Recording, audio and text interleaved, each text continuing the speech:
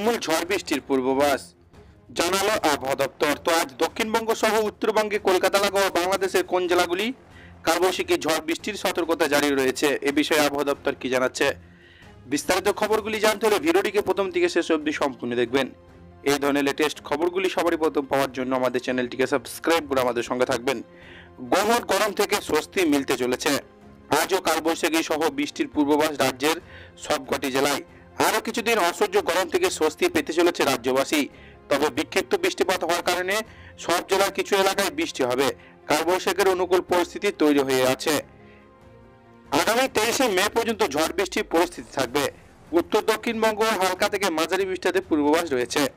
দক্ষিণবঙ্গে আগামী 5 দিন ঝড় বৃষ্টি চলবে। সকাল ও রোদের বিকেল বেলায় গরম অস্বস্তিকর আবহাওয়া থাকবে। পশ্চিমের জেলাগুলিতে অস্বস্তি বাড়বে, তবে বিক্ষিপ্ত বৃষ্টিপাতের ফলে তাপমাত্রা সামান্য কমতে পারে।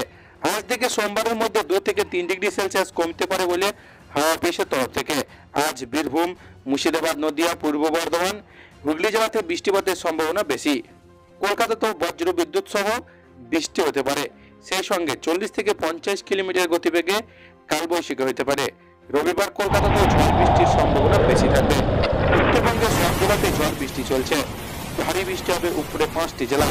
শুক্রবার পর্যন্ত সব জেলাতেই ঝড় বৃষ্টি চলবে। তবে আগামী 24 ঘন্টায় তাপমাত্রা বড়সড় কোনো পরিবর্তন নেই। আজ থেকে তাপমাত্রায় বেশ কিছুটা কমতে পারে বলেই পূর্বাভাস। তো এই ছিল আজকের লেটেস্ট ট্রেন্ডিং খবর। ভিডিওটিকে ভালো লাগলে লাইক করবেন। এই ধরনের খবরগুলি পাওয়ার জন্য চ্যানেলটিকে সাবস্ক্রাইব করে আমাদের সঙ্গে থাকবেন।